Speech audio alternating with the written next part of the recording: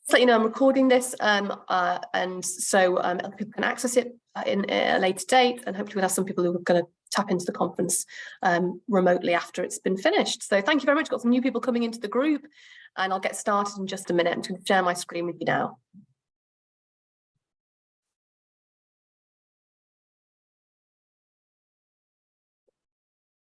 Brilliant.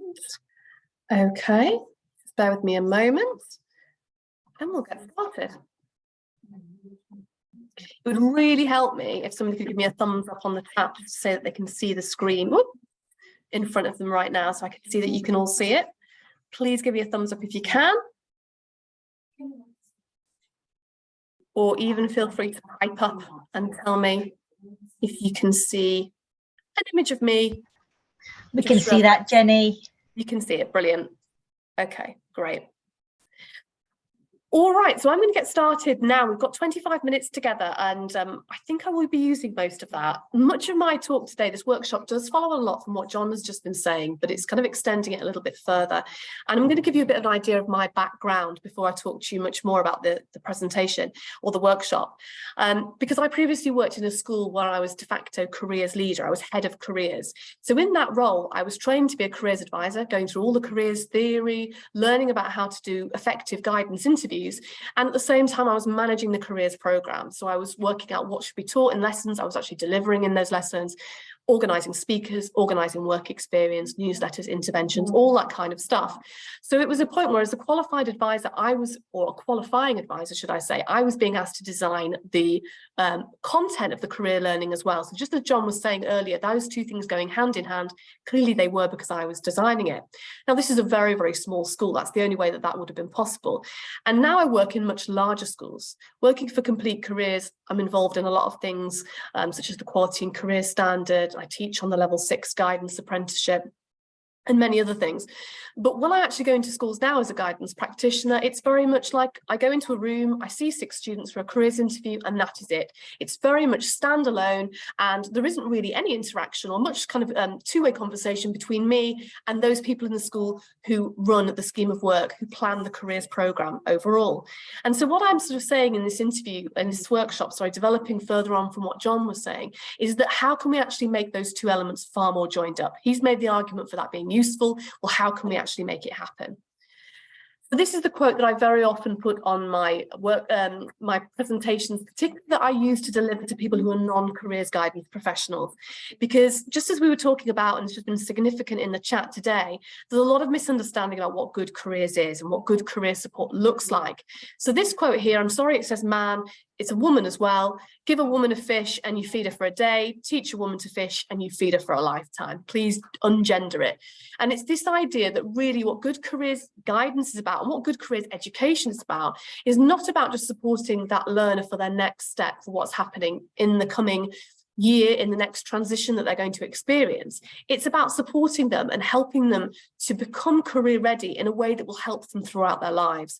So I know if a really effective, perfect careers program was to take place and really effective guidance was to take place, there would be development in that individual's brain, synapses or what have you would be going on, different pathways would be being tracked that might be being tracked then again when they are coming out of university at 22, if they go to university. It might be things that are happening at 28 after having a family and then wanting to go back into the workforce. Might be midlife crisis in their early 40s. Might be in their late 50s thinking about early retirement but wanting to do something on the side. So when we're talking about careers, our view of it is incredibly ambitious. Our view is that we're teaching these young people to be effective career managers throughout their life. Okay. So the outcomes of this session is to explore the role of the careers guidance professional. I'm not going to spend too much time on that because I know many of you are careers guidance professionals, and the way guidance theory can support the development of a careers program. So that's kind of my background. The main emphasis is this second learning outcome, which is the ways in which a careers guidance professional can be used to effectively measure the impact of careers provision on young people. So we've talked this morning about the future skills questionnaire. We're talking about the quality and career standard in another group. We're talking about employers, ascertaining how effective career planning is in another group. Well, what I was saying here is how effective can guidance be at effectively measuring the effectiveness of your career learning program? The first area we're going to look at here is the careers guidance professional. Now, I know at least half of you will be careers guidance professionals yourself. Perhaps in that case, you need reminding how amazing you are and what it is that you do. You clearly know what you do, but I want you to be able to advocate to other people what it is that careers guidance is, whether that's the careers leader in a school, whether that's subject leaders, whether that's the learners themselves in terms of managing their expectations around what an interview is. So I often, again, do this slide when I'm talking to people who perhaps aren't careers qualified, that learners are asked this question constantly. If you ask a group of young learners, have they ever been asked what you want to be when you grow up or what you want to do when you grow up, they will all put their hand up. This is a question that they're asked frequently. And I always say, you know, why do you think people keep asking you that? And I think the reason is that adults want to show an interest in young people, and they simply don't always know how to engage with teenagers. And this is an easy question for them to ask. But it's really, really not an easy question to answer. And if young people continue to get asked this question, it is going to make them panic. If people continually ask you a question and you don't know the answer to it, it's naturally going to make you anxious. And I think it's important to say that this is a really big theme in young people's life, but it's not necessarily recognised by the balance of the education system. So it's worth considering that learners have up to 180 maths lessons over years 10 and 11. So that's 180 hours of maths lessons over their Key Stage 4, and they will only have one careers interview likely. Some may have more than one, but they'll be very lucky if that. And we know that a lot of young learners aren't having that basic careers interview with a careers guidance professional. So whenever you are in a position where you're trying to get a student out of a maths lesson in order to do a careers interview and the maths teacher's not happy because they're missing important content, I think it is worth just mentioning that that imbalance is constantly there. Careers is extremely important. It's given very little time and it's very little money. We know how important it is, but it's our job sometimes to advocate for that and to make that case. So, and I'm hoping this is not too much of an overlap for those of you who are careers guidance professionals, but it's worth just understanding and helping other people to understand this. Providing careers information is about signposting clients to relevant, accurate information and resources to help them. So information is something that lots of people can give. Lots of people can give young people information based on their own knowledge or by signposting them to other sources of information. About 5 minutes ago, we had a call here from an adult client who thought we were going to help her with finding a job. I directed her to the job centre. That is me giving her information. Now, providing advice is something different because it means helping clients to understand and interpret that information and advise them more about the options that are available and how to go about a certain course. So it's more in depth. You can provide information in a 5-minute conversation. Advice takes longer, perhaps 20 minutes, perhaps 25 minutes. Advice can be delivered by somebody who's not qualified, potentially, but its effectiveness may not be as good if, for example, that person isn't acting impartially or doesn't have a full kind of understanding of the range of options. And then finally, we've got guidance and coaching. Now, this always has to be provided by a qualified careers professional. And it's about very much appraising a client's needs and appraising their career planning to diagnose them. So as you all know, if you're a guidance professional, when you're in a guidance interview with a young person, you are trying to work out, okay, what are the barriers that are potentially going to prevent them from becoming effective career managers and making effective transitions themselves? So it's really our business not to provide just information or levels of advice, but really to kind of work out and help them work out how to effectively make those transitions and make those decisions in the future. So a really good example of this is saying something like, I want to know when the UCAS deadline is. I used to have all this time when I worked in higher education, although it wasn't about UCAS. A learner might come to a careers office, for example, if you're lucky enough to have one in a school or in a college. I want to know when the UCAS deadline is. So by telling them it's on the 25th of January at 6 p.m, information is being supplied. You're telling them that. They'll go away and they know the answer to that. But why did they come to the careers office to find that out? Young people know the information is at their fingertips. They could ask a friend, they could use Google. There's a good chance that this isn't their actual need. It's their presenting need, but actually their actual anxiety or need is something else. So if I was going to give advice, I could say, well, where do you think you could find this out? Should we go on the website and look at where the deadline is together? So I try and get them to give me the answer as to where they could find the information out. So it's kind of putting the onus back onto them and helping them come up with a solution themselves. It's that basic idea of trying to make somebody believe that something is their idea so that it imprints in their mind better than you telling them what to do. It's just a very basic technique in terms of helping people to get on board with something. And then why do you think you need help in finding this out? What do you think is stopping you exploring this yourself? that is more guidance. That is kind of thinking, all right, well, clearly this is a simple thing this person could find out. What is stopping them? Are they burrowing their head in their sand? Have they got other worries? You know, do they feel that they can't make those first steps themselves? If they're struggling to even find out about the deadline, perhaps they're struggling to complete their application. You're seeing that this presenting need is just the tip of the iceberg, and you're going to go deeper. So I want to talk to you now about, again, extending from what John said, the way guidance models and theories can actually support with your career programme. So rather than thinking about perhaps Gatsby, it's about thinking about other frameworks and other ways of looking at designing a careers programme. Just like John had the career management cycle there, first of all, I'm going to be looking at that in terms of building a careers programme. So that readiness to begin, decision-making, self-awareness, opportunity awareness, decision, transition, and reflection. So if you were to take this as a way of, or one helpful way to start designing your careers programme, this is what it could look like. You could explore readiness by surveying the learners about their confidence and their awareness that they're on a careers journey, and they may have different levels of confidence to their peers. So this is something I see done in quite a few schools, surveying learners about how ready they are. In a careers guidance interview, that's one of the first things you're checking for, careers readiness. Can that be done in careers learning? Absolutely, by surveying learners, helping them understand that they're all at different positions in their career planning. Some person has wanted to be a fast jet pilot since he was 4, and that's still what he wants to do at 16. And someone else can't really even identify of their GCSE subjects what is their favourite. They're all on different parts of that readiness spectrum. Addressing healthy decision making and teach lessons that focus on decision making. I used to teach lessons that were on the decision to buy a car. We talk about how easy or hard is it to make a decision around choosing food off the menu. If you struggle to work out what you're going to eat, you might struggle to work out what kind of jobs you do for the remainder of your life. Putting a lot of pressure on themselves to make that decision, releasing some of that pressure by helping them identify, just like John said, that it's not a case of choosing one individual career, it's about looking at a range of different options. Carry out activities based on self-awareness. So this is very often got right, but it's a key element when it comes to career planning. How can you understand, how can you begin to match yourself with different careers if you don't know what you're like? So ways of doing that, obviously things like careers personality quizzes. We've got a good one on our website, making curriculum links. If you like maths, this is what it might say about you, and identifying strengths from things like their hobbies and just their general kind of their employability skills and their strengths.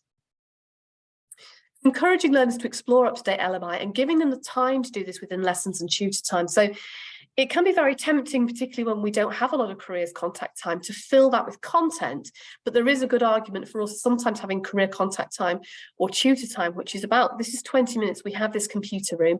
These are the kind of websites I want you to start off with. Perhaps start off with the National Careers Service website and see how many clicks you can go on, how many different other places that can take you. Because it's very much about learners exploring themselves these resources as opposed to being told what to do. That individual sort of like exploration, that individual kind of intrepidation onto the web in terms of jobs is going to help them do that again, once again in the future. It's building up that career management skill that will be there with them forever. And then thinking about reflection, because learners have made decisions already. They made a decision, or their parents did, for them to come to that secondary school. They may have made a decision around their options. They may have made a decision around where to go for sixth form or for college. So they've made transitions already. There's transitions in other areas of their life. So basically think about how you can help them reflect on that. Often my careers interviews begin with helping learners to reflect on those transitions. So just as John was saying earlier, if these kind of areas such as readiness, decision-making, self-awareness, LMI and reflection are all being addressed within the career learning through these mechanisms, then suddenly the guidance can take on a whole new level. Also, we can use some career theory to design learning. So if we think about something like career matching, well, we're using psychometric testing to highlight strengths and link these to the most appropriate areas.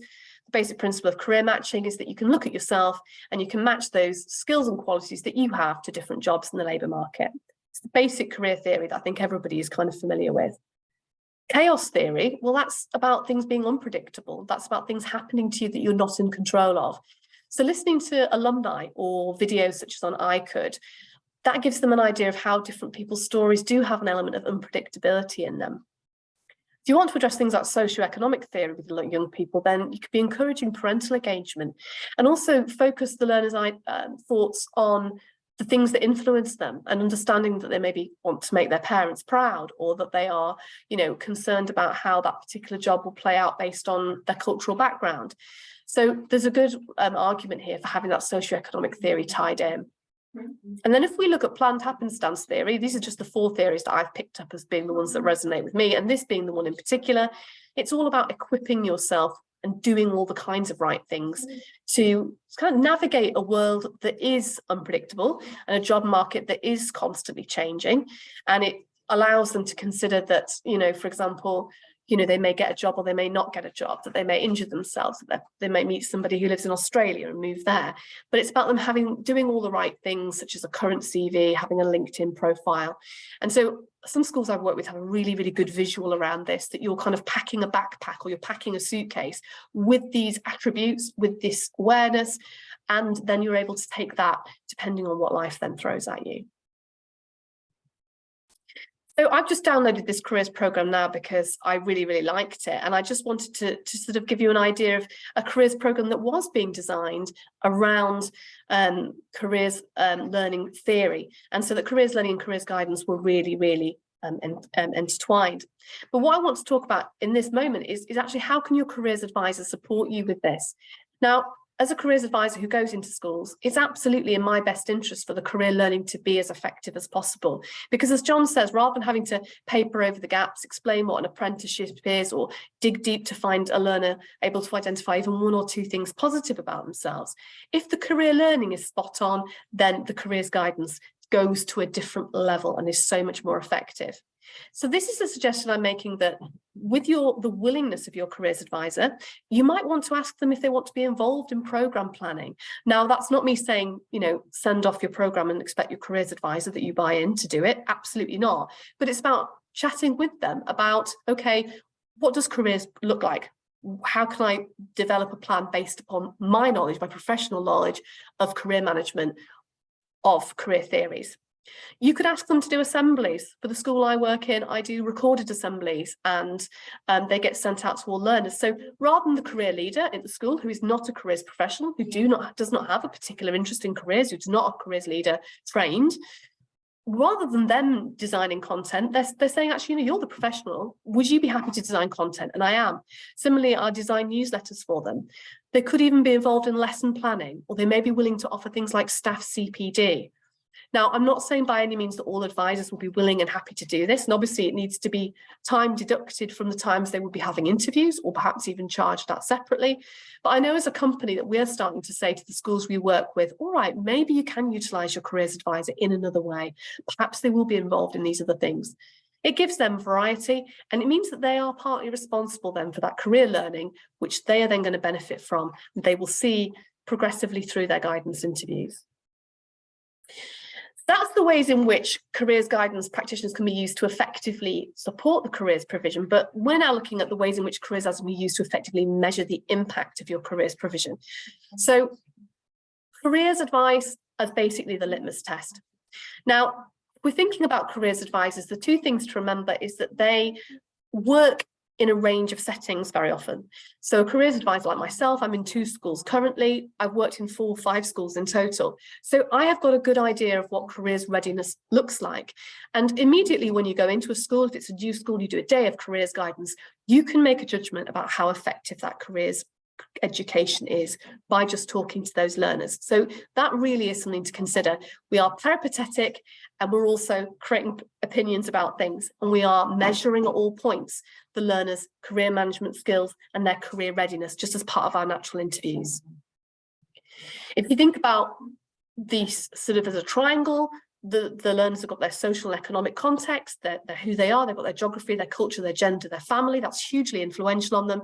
You've then got careers education, and at the top you've got careers guidance. The cherry on the cake, if you like, and the kind of the final, often the final moment within someone's career journey at that transition point. So very, very we're very, very able as careers guidance practitioners to make calls around how effective that career planning is. So one thing I would just suggest, and this is something that a few of my colleagues do, but by no means all of them, is that you meet termly. If you're a careers leader, to discuss with your careers advisor about the learners. Now, I don't mean necessarily about individual learners, although there might be some of that as well, some kind of anecdotal stories there, but really overall, how effective is their self-awareness? How are their aspiration levels? And what are you learning about how they're influenced by external factors? So they're just 3 examples I've put, but if you want to put any more examples in the chat, then please do. Because I really would like to give an idea of, sorry, I've gone forward a slide, kind of the things that you think you would like as a careers advisor to feed back to a careers leader, or you as a careers leader perhaps planning a program. What would you like to know from your careers advisor about how effective your learners are? So any more questions, put in chat, but I can think of a few more examples. And it absolutely is really key that you have this 2-way conversation. And again, this is not an expectation that your careers advisor stays later or does additional work. This should be within their day. So perhaps you might take once a term or even once a year, an hour off your careers advisor when they would normally having interviews, and schedule a meeting for them to help you with this. So please, can you tell me what gaps are you seeing in the learner's knowledge, and then thinking together about how and where you could possibly use the curriculum to kind of plug these gaps, as it were. Just to move on to that image once again, and there's a reason why. One thing you could be doing is starting to get your careers advisor to be more specific. So rather than being anecdotal about, okay, well, generally I'm seeing that learners don't understand what a T level is, or levels of self-awareness amongst your learners is really, really quite poor, or I'm finding that only learners are interested in university and aren't really considering any other pathways. Have a think about using the careers management cycle in the following way. So one idea is that you could consider, in terms of measuring the impact of your careers learning through guidance, is using that lovely careers management cycle, and actually just for a day or for 2 days, give your careers advisor this little blanked out sheet, which I've just put here, this little resource, which is just simply the careers management cycle, but blanked out, and ask them to rate out of 5, or out of 10, how effective you think those learners are in their readiness to begin, how effective they are at decision makers, how good their self-awareness is, how good the opportunity awareness is. And so you're kind of trying to measure basically their career management skills. I wouldn't suggest that this is done every single day across years of guidance, but I think it could be like a focused little project for you to ascertain with your careers advisor how effective those learners are. Or you could take something like the CDI framework, which David's already talked you through, those areas of growth throughout life, explore possibilities, manage career, create opportunities, balance life and work, see the big picture. And similarly, rate those learners. How effective in the guidance do you feel that they are around these things? Now, this shouldn't be too new to a guidance practitioner, because within an interview, they are generally ascertaining these things anyway, informally in their head. They're working out career readiness. They're working out the effectiveness. And again, this could be clunky if it's having to be done every single day in guidance, but I suggest you might ask your careers advisors to do this, perhaps 1 interview a day. Now, I know I'm coming towards the end of my time now. The last thing I sort of want to talk about is you're also supporting with external assessments. Don't let your careers advisor, or ideally don't be a careers advisor who just comes in and sees learners and doesn't feed back in. Careers advisors are a fabulous resource. They're very often the most knowledgeable person. They are the most knowledgeable person about careers in that school. Get them to support you with external assessments and audits. Get them to support you with developing your career strategy. If you're working towards the quality and career standard, if you're thinking about you might have an Ofsted inspection coming up, get them to prep you, get them to talk with you. They are the people in the know. I can't believe I've timed that so beautifully. I hope that's given you some benefit and followed on nicely from John's talk. Enjoy the very last dying moments of the conference, and yeah, hopefully you found that useful. Thanks very much. Brilliant. I'm going to stop sharing now, so we're thrown out of the group. Anything else you wish to talk to me about or hang around at the end? I will be around until right at the very end of the session, so do feel free to ask about anything you feel is relevant. Okay, I'm going to mute myself now and just get ready to move into back into the other room.